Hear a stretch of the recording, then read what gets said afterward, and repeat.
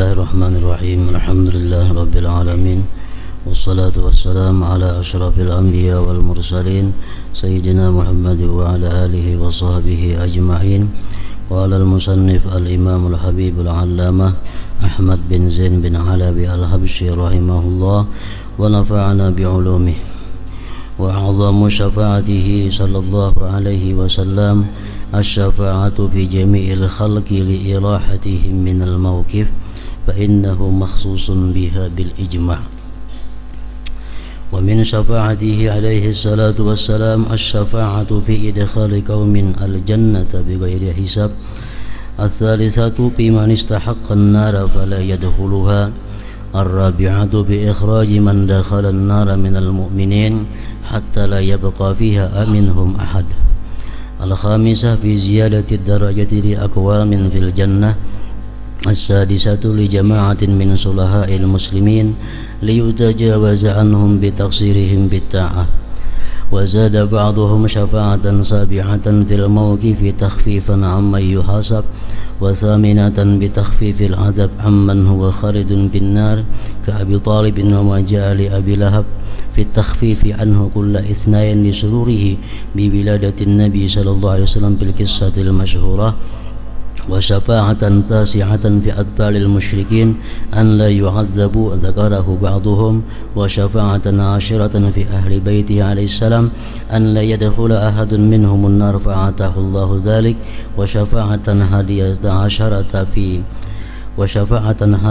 'asharata fi thiqali mawazin aqwamin wa syafa'atan thaniyata 'asharata fi aqwamin istawat hasanatuhum wa sayyi'atuhum ay yadkhulul jannata.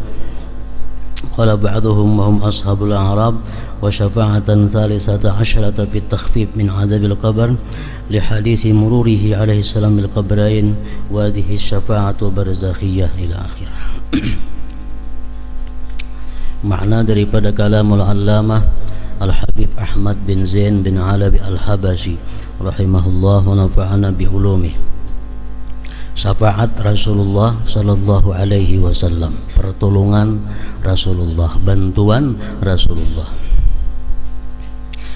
Syafaat pertama adalah syafaat yang paling besar dan khusus bagi beliau sallallahu alaihi wasallam, yaitu syafaat yang beliau berikan untuk meringankan penderitaan seluruh makhluk di mahsyar. Di padang mahsyar seluruh makhluk berkumpul, dan semua makhluk yang berkumpul itu mengalami huru-hara mahsyar yang sangat dahsyat dan tidak tahu kapan penyelesaiannya ini berakhir. Sehingga di dalam hadis disebutkan bahwa manusia datang kepada Nabi Adam alaihissalam. Nabi Adam dimohon oleh anak cucunya untuk bertanya kepada Allah, untuk minta pertolongan kepada Allah menghadapi suasana huru-hara padang mahsyar. Nabi Adam pun di situ berkata bahwa Nabi Adam tidak patut memberikan pertolongan. Nabi Adam merasa dirinya pernah berbuat dosa kepada Allah Subhanahu wa taala, yaitu memakan buah khuldi. Jadi ujar Nabi Adam, orang yang seperti aku yang pernah membuat marah Allah tidak patut di sini minta pertolongan kepada Allah Subhanahu wa taala. Coba datang kepada Nabi Nuh, karena dia awal rasul yang diutus ke muka bumi. Manusia datang lagi kepada Nabi Nuh.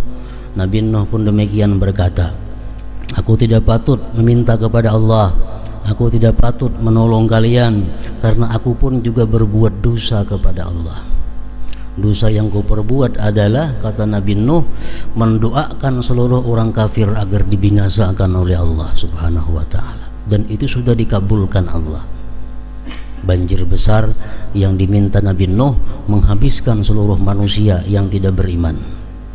Dan itu ujar Nabi Nuh, satu perbuatan yang tidak pantas aku lakukan. Coba datanglah kalian kepada Nabi Ibrahim. Datang lagi manusia kepada Ibrahim alaihissalam. Ibrahim pun demikian. Ujar Ibrahim, aku pernah juga berbuat dosa, aku pernah berdusta 3 kali sepanjang hidupku. Jadi aku tidak patut memberikan bantuan kepada kalian, sedangkan aku sendiri ada punya dosa kepada Allah Subhanahu wa ta'ala, yaitu berdusta sebanyak 3 kali. Padahal itu menurut sebenarnya bukan dusta, cuma Nabi Ibrahim merasa itu adalah dusta di dalam dunia. Kemudian ujar Ibrahim, datanglah kalian kepada Nabi Musa. Nabi Musa itu adalah kalimullah, orang yang berbicara dengan Allah di dalam dunia. Datang lagi kepada Nabi Musa. Musa pun kada bisa memberi syafaat, karena ujar Musa, aku pun pernah berbuat dosa yang Allah marah kepadaku. Dosa yang kuperbuat itu adalah, ujar Musa, membunuh orang tanpa sengaja, membunuh orang tanpa dosa. Nabi Musa menampar orang, pernah mati orangnya. Jadi sini merasa itu satu dosa dan kada patut di padang mahsyar memberikan syafaat kepada manusia. Datang lagi kepada Nabi Isa. Nabi Isa pun demikian. Akhirnya Nabi Isa menyuruh manusia datang kepada Nabi akhir, Nabi yang terakhir, Nabi kita sallallahu alaihi wasallam.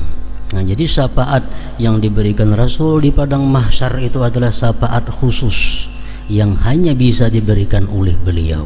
Nabi-nabi yang lain kada bisa memberikan syafaat untuk meringankan penderitaan manusia yang ada di padang mahsyar.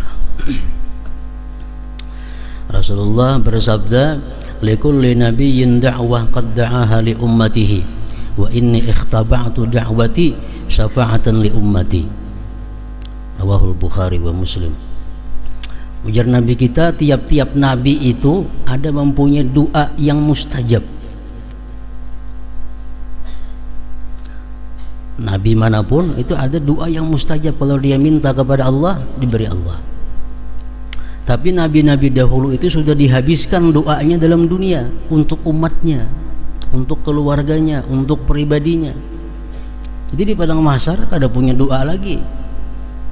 Wa inni ikhtaba'tu, dan aku, jar Nabi, menyimpan doa itu.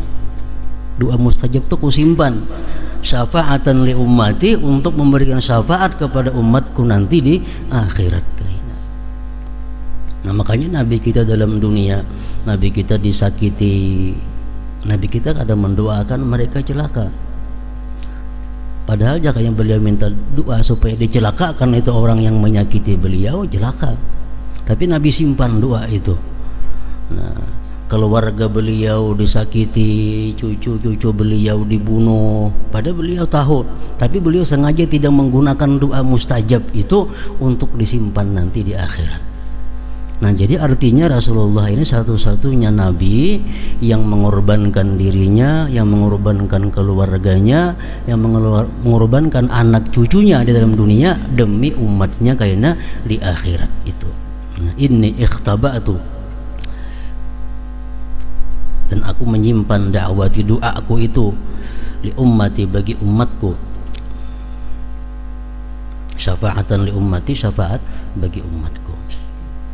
Macam Sayyidina Hasan diracuni oleh orang Islam, Sayyidina Husain dibunuh, dipanggal kepalanya, padahal Nabi kita sudah diberitahu oleh Jibril, nanti waktu Nabi kita mengasuh Sayyidina Husain, datang Jibril, wahai Muhammad, ini nanti cucumu akan dibunuh oleh umatmu. Nanti kita kada berdoa kepada Allah agar jangan dibunuh.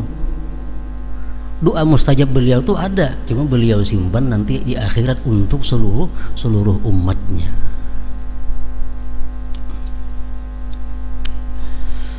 Kemudian syafaat yang kedua, untuk memasukkan sekelompok manusia ke dalam surga tanpa hisab. Orang ini mestinya dihisab dahulu, tapi karena orang ini dapat syafaat Rasulullah, tanpa hisab dia masuk surga. Ada sebagian manusia yang dapat syafaat itu. Syafaat ketiga diberikan kepada orang-orang yang memasuki neraka sehingga mereka tidak jadi memasukinya. Orang ini dihisab sudah, hisab-hisab, kalah amal kebaikan, menang amal buruk, masuk neraka. Begitu hendak masuk neraka, dia ditolong oleh Rasulullah, diberi syafaat oleh Nabi kita, kada jadi masuk neraka. Padahal menurut hitungannya sudah kalah ini kebaikannya, tapi karena syafaat Nabi masuk surga. Nah, ada juga sekelompok orang yang dapat syafaat itu. Syafaat keempat untuk mengeluarkan orang-orang mukmin yang berada di neraka, sehingga tidak ada seorang mukmin pun yang tersisa di dalamnya. Ini orang-orang beriman yang sudah masuk ke dalam neraka bisa dikeluarkan dari neraka karena syafaat daripada Rasulullah. Kita jangan hendak dapat syafaat nang ini, kita syafaat nang pertama tadi nang hendak, atau paling kada nang kedua itu. Syafaat yang kedua apa tadi? Memasukkan sekelompok manusia ke dalam surga tanpa hisab. Itu nang kita kehendaki, yang kita minta kepada Rasulullah, minta kepada Allah. Syafaat yang ketiga diberikan kepada orang-orang yang akan memasuki neraka sehingga mereka tidak jadi memasukinya. Nah, namun yang keempatnya sudah ke neraka. Syafaat keempat untuk mengeluarkan orang-orang mukmin yang berada di neraka sehingga tidak ada seorang pun yang tersisa di dalamnya. Mungkin ada yang 1 tahun dalam neraka, sudah ada yang 2 tahun, hanya dapat syafaat dari Rasulullah, mereka bisa ditarik keluar. Syafaat keenam untuk memohonkan ampunan dari Allah bagi orang-orang Islam yang saleh atas kelalaian mereka dalam melakukan ketaatan kepada Allah Ta'ala. Orang-orang yang saleh, orang-orang yang selalu taat kepada Allah, mereka itu kalau berbuat dosa dapat syafaat Rasulullah agar dihapuskan dosanya.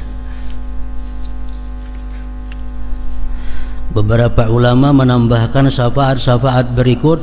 Syafaat yang ketujuh untuk meringankan penderitaan orang-orang yang dihisap di mauqif, di padang mahsyar. Syafaat yang kedelapan untuk memberikan keringanan bagi orang-orang yang kekal di neraka, sebagaimana diriwayatkan dalam sebuah hadis masyhur, yaitu keringanan yang diberikan Allah kepada Abu Lahab setiap hari Senin karena merasa bahagia mendengar berita kelahiran Nabi sallallahu alaihi wasallam. Abu Lahab setiap hari Senin dapat keringanan hukuman karena syafaat daripada Rasulullah. Kenapa dapat syafaat? Karena beliau gembira waktu lahirnya Rasulullah. Syafaat yang ke-9, syafaat yang diberikan kepada anak-anak kaum musyrikin agar mereka tidak disiksa. Pendapat ini dikemukakan oleh sebagian ulama.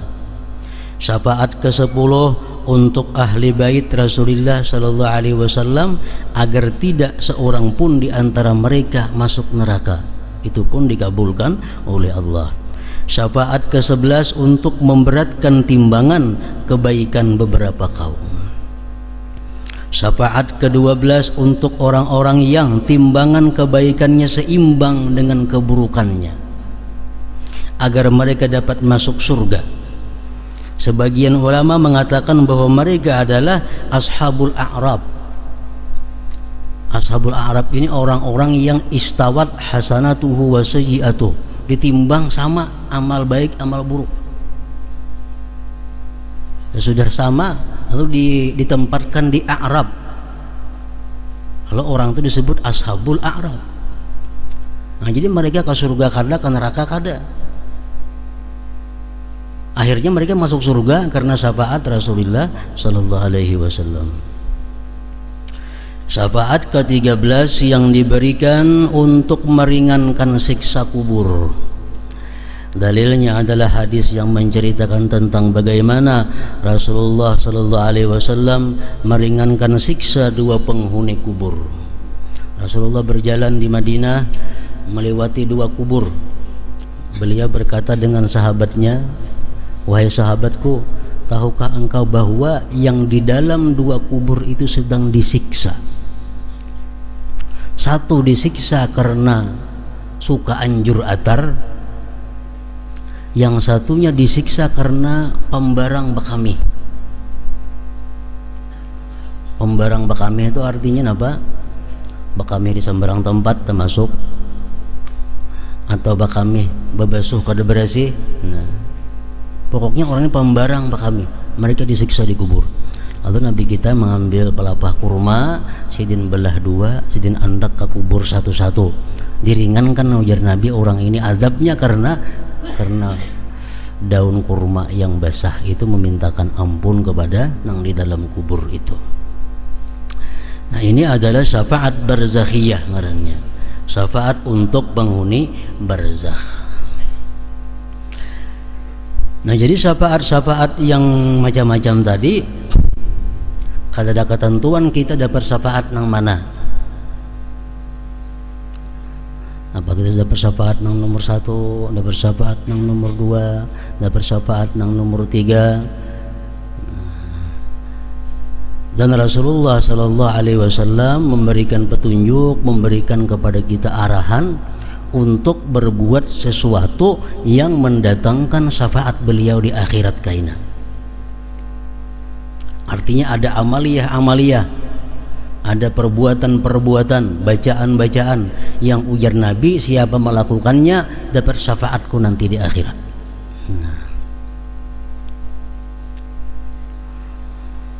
Rasulullah bersabda, as'adun nas bi syafaati man qala la ilaha illallah khalisan min qibali nafsi. Rawahul Bukhari. Paling beruntung manusia dengan syafaatku di akhirat kaina orang yang mengata la ilaha illallah tapi ikhlas dari dirinya. Nah, jadi artinya orang yang beramal la ilaha illallah, la ilaha illallah itu ada harapan dapat syafaat Rasulullah sallallahu alaihi wasallam. Berapa sehari tasara makin banyak harapan dapat syafaat Rasulullah. Orang yang membaca 500 sehari dengan orang yang 1000 sehari tentu lain harapan dapat syafaatnya Rasulullah. La ilaha illallah. Lalu ujar Nabi lagi, man zara qabri wajabat lahu syafaati, akhrajahu Daraqutni. Barang siapa yang ziarah kuburku pasti dapat syafaatku. Barang siapa ziarah ke kuburku pasti dapat syafaatku.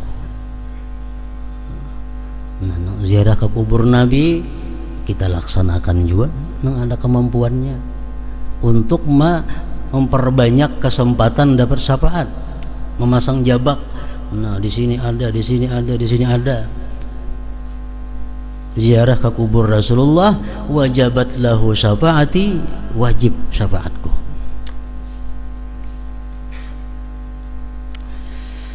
Yang ketiga ada lagi hadis beliau mengatakan, man qada li akhihi hajatan kuntu waqifan inda mizanihi fa in rajaha wa illa syafa'tu fihi, rawahu Abu Nuaim.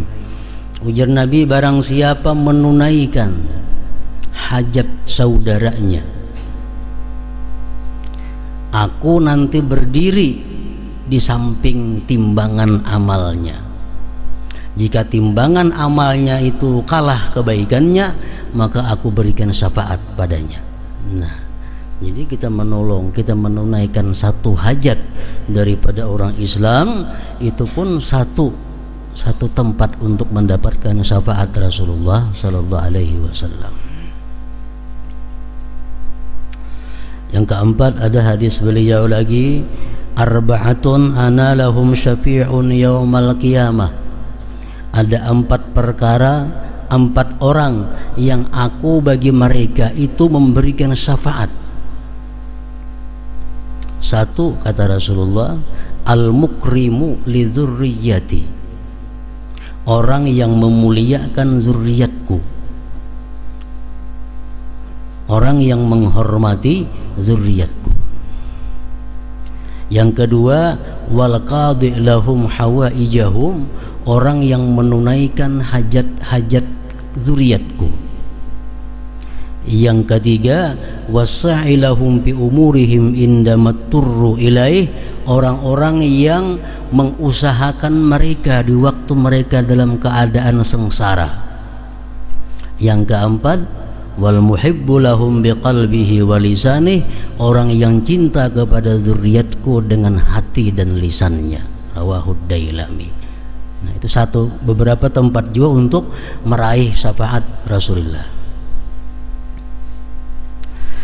Ada lagi hadis beliau mengatakan, man istata'a ayyamuta bil Madinah falyamut biha fa inni asfa'u liman yamutu biha. Akhrajahu Ahmad. Siapa nang kuasa, ujar Nabi, mati di Madinah, hendaklah dia mati di Madinah.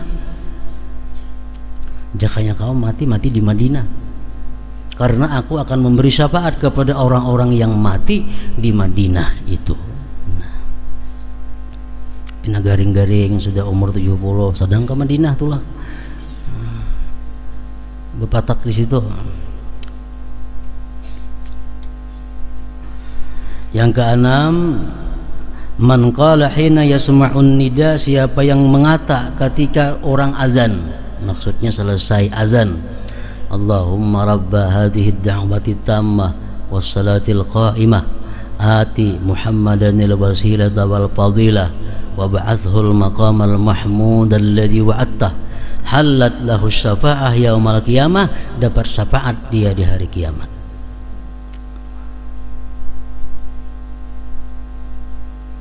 Kawah aja samuan tuh kita menggawi, paling-paling mati di Madinah, jadi belum tentu lagi.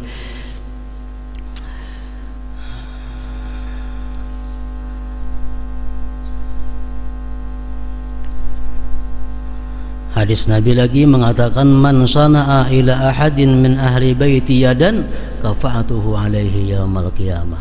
Siapa-siapa yang berjasa, siapa-siapa yang berjasa kepada ahli baitku, nanti di akhirat aku yang akan membalas jasanya itu. Rawahu Ibnu Asakir.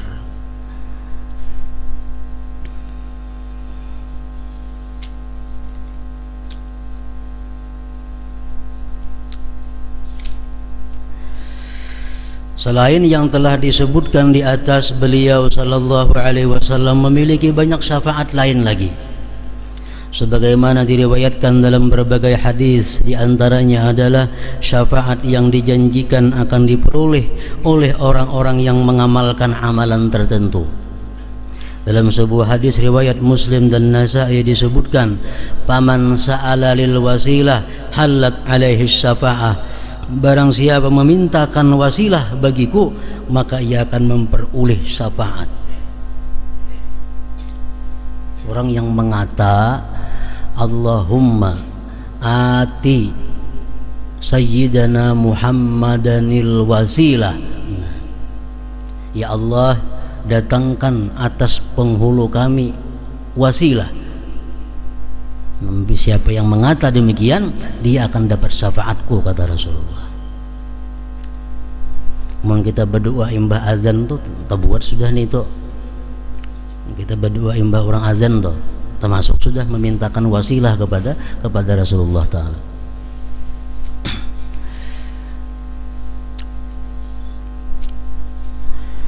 Barang siapa memintakan al-wasilah bagiku, maka ia akan memperoleh syafaat.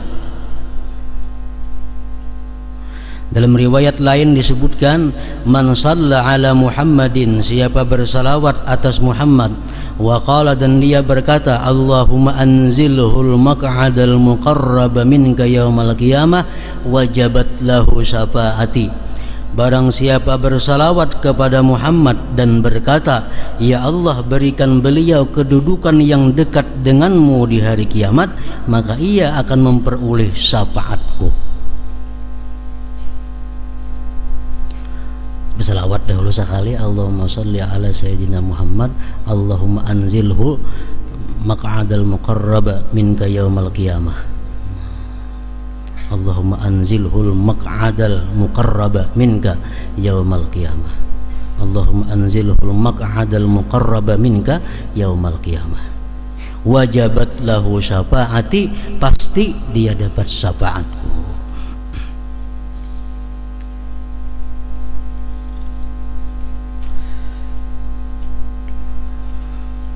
Hadis riwayat Al-Bazzar dan Ruwayfi' bin Thabit secara marfu'. Ahmad dan Tabarani juga meriwayatkannya dalam kitab Al-Kabir, dan Ibni Abi Asim dan Ibni Katsir menyatakan sebagai hadis hasan.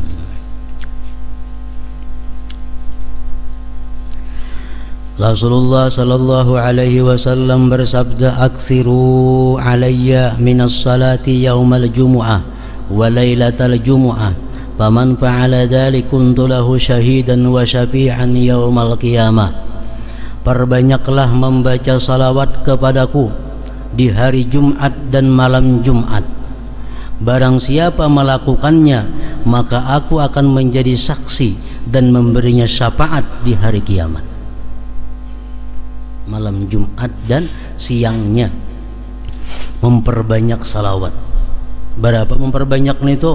Ujar Imam Ramli mengatakan 300 malam 300 siang sudah termasuk memperbanyak ngarannya.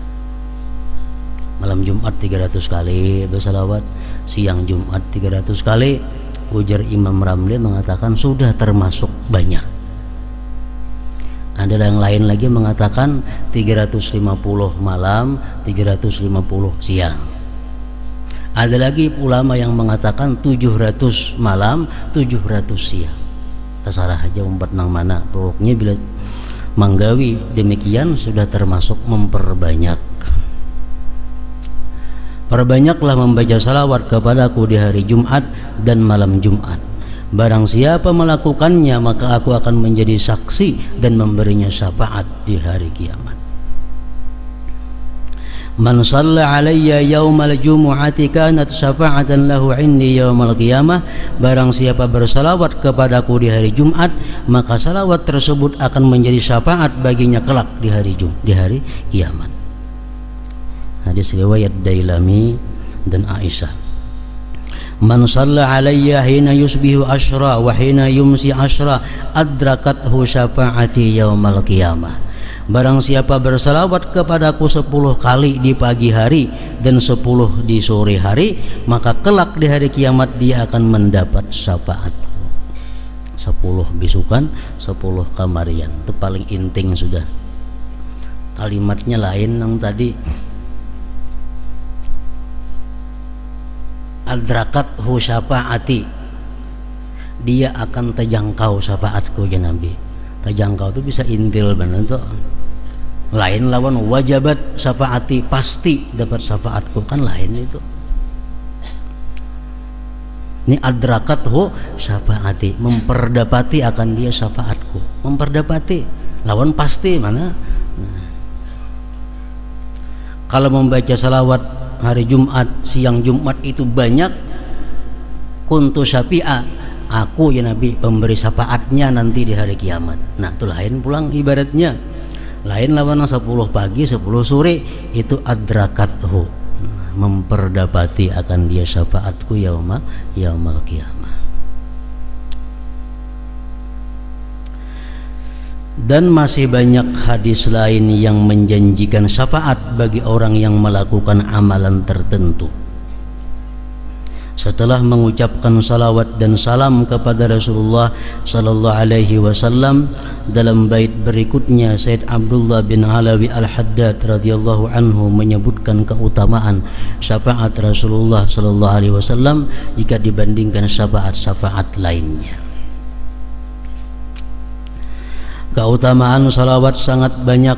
Allah mewahyukan, innallaha wa malaikatahu yusalluna 'alan nabi ya ayyuhalladzina amanu sallu 'alaihi wa sallimu taslima.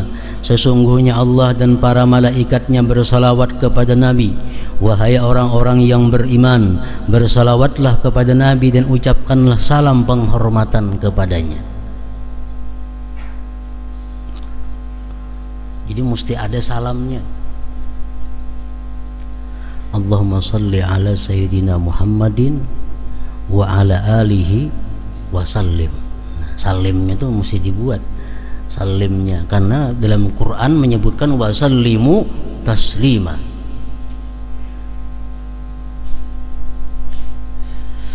Dan banyak hadis-hadis mengenai keutamaan salawat yang sanadnya marfu', tidak mursal dan mauquf, kepada lebih dari 40 sahabat. Di antaranya adalah Abu Bakrin, Umar, Ali, Talhah, Abdurrahman bin Auf, Abu Mas'ud, Ibnu Mas'ud, Ka'ab bin Ujrah, Abu Sa'id Al-Khudri, Abu Humaid As-Sa'idi, Zaid bin Harithah, Ibnu Kharijah, Abu Hurairah, Sahal bin Sa'ad, Anas bin Malik, Abu Talha Al-Ansari, Jabir bin Abdullah, Al-Bara, Ammar, Jabir bin Samurah, Ibnu Abbas, Ibnu Umar, Hasan, Husain dan Fatimah radhiyallahu anhum ajma'in. Seperti hadis yang diriwayatkan oleh Imam Muslim, Rasulullah SAW bersabda, "Aulan nas bi yaumal qiyamah aktsaruhum alayya salata."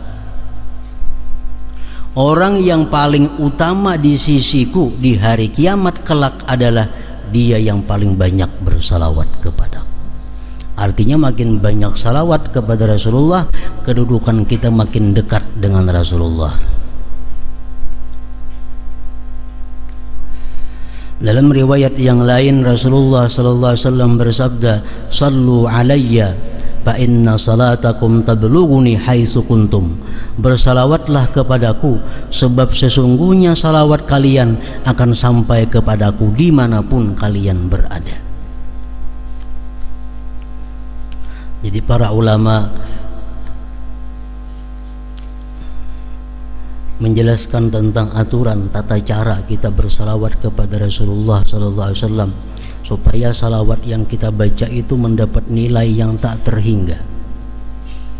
Kan Rasulullah ada bersabda, siapa yang bersalawat kepadaku 1 kali, maka Allah bersalawat kepadanya 10 kali. Abu Hasan As-Sadzili bertemu dengan Rasulullah sallallahu alaihi wasallam dalam mimpinya. Beliau bertanya kepada Rasulullah, "Wahai Rasulullah, ada hadis engkau mengatakan bahwa siapa yang bersalawat kepada engkau 1 kali, Allah bersalawat kepadanya 10 kali.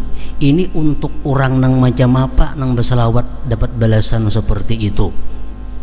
Rasulullah menjawab, "Itu balasan orang yang bersalawat kepadaku dalam keadaan lalai dan lupa hatinya." Kita tuh hati ke lain, bersalawat sekali, Allah 10 membalas. Kalau orang yang bersalawatku kepadaku ya Rasulullah hatinya hadir, hatinya khusyuk, balasannya tak terhingga. Nah, balasannya tak terhingga. Jadi kita muntung bagi salawat hati kemana aja, sekali Allah sudah membalas 10. Itu untuk orang yang hatinya lalai.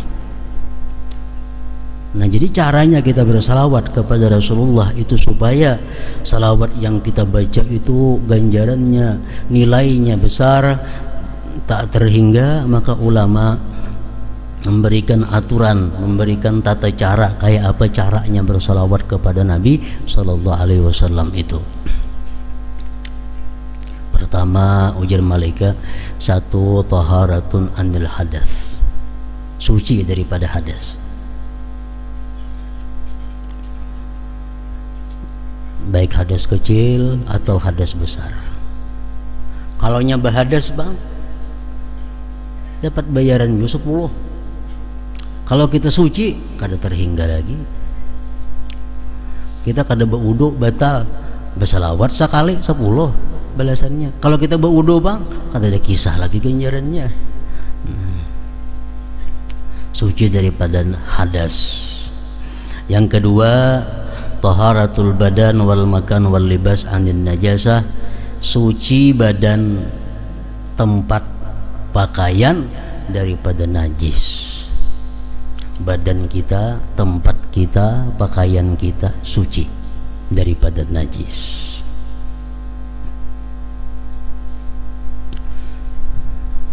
Yang ketiga, libasun laikun yuwari auratah,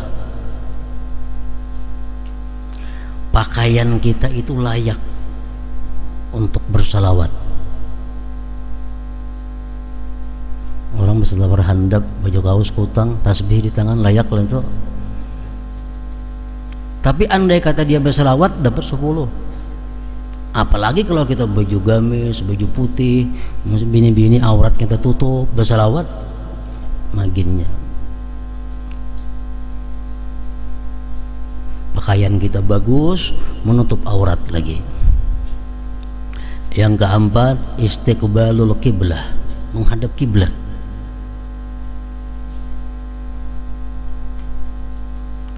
Yang kelima, julusun mutmainnun, duduk yang tenang, duduk yang tentram. Hendak duduk tawarruk, hendak duduk iftirash, hendak duduk tarabuh, basila, terserah aja. Pokoknya dicari ketenangan. Kemudian tarkul ajalah, yang keenam meninggalkan bersegera. Jangan ancap bersalawat itu, kayaknya ada buku beruas lagi, timbul matnya aja lagi. Awalnya kadang-kadang haran lagi mat Muhammad.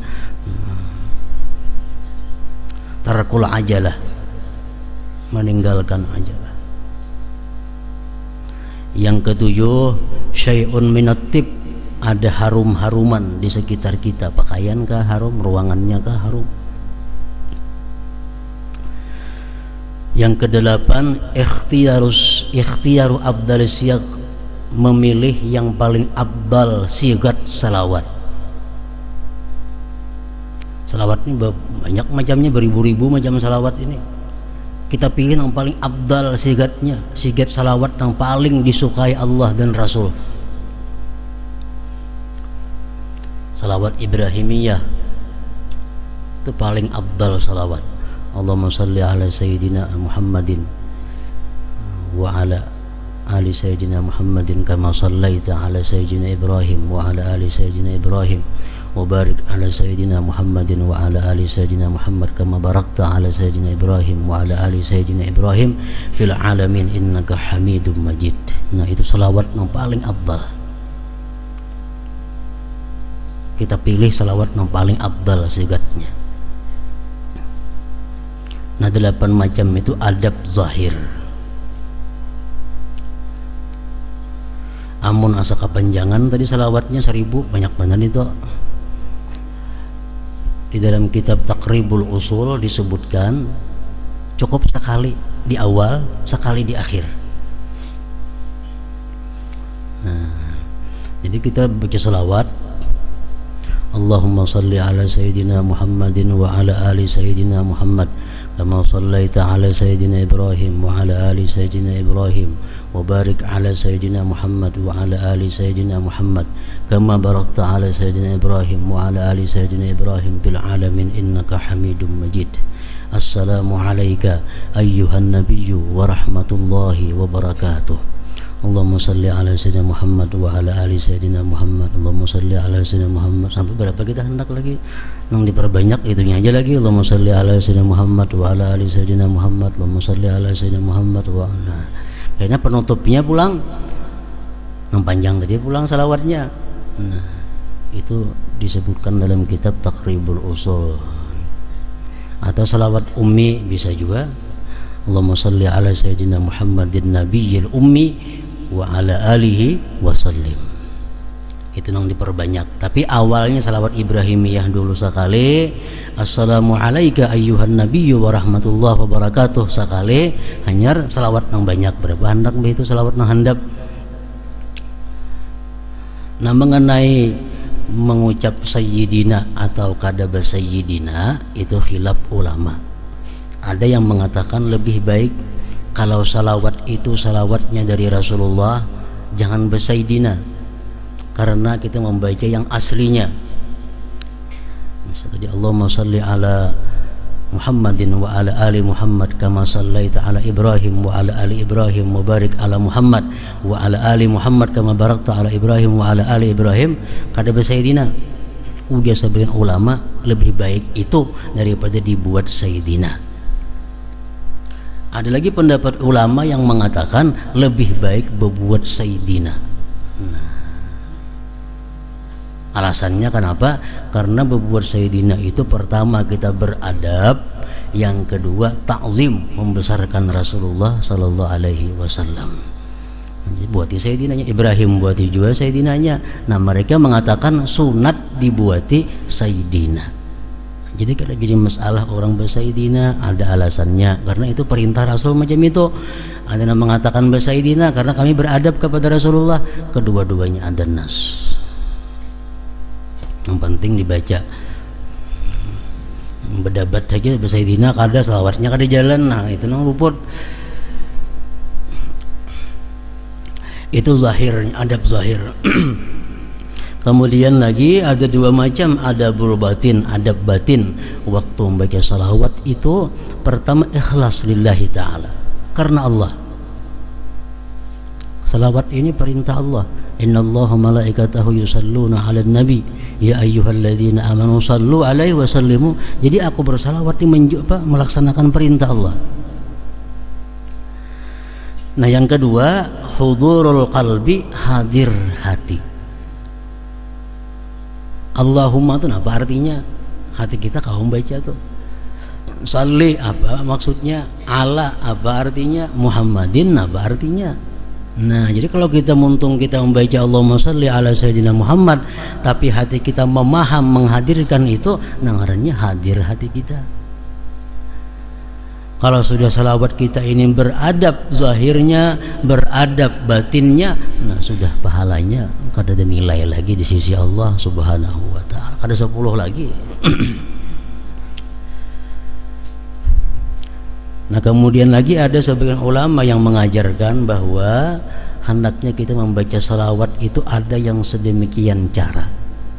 Nah, misalnya malam kita ada menetapkan waktu membaca salawat yang beradab sempurna tadi. Kayaknya nanti lain-lain waktu yang salawat yang biasa, duduk di palatar sambil bertasbih di tangan, duduk di motor bertasbih di tangan, hati kemana barangnya kada tahu, kada jadi masalah. Cuma kita ada sudah punya waktu khusus yang kita bersalawat kepada Nabi dengan adab yang sempurna. Malam misalnya itu siang lazarah aja, walaupun 100 salawat nang bujur-bujur, kayaknya 900-nya nang berdiri kah, berduduk kah, berabah kah, bersepeda kah, ada jadi masalah lagi, asal ada kita punya salawat yang bagus.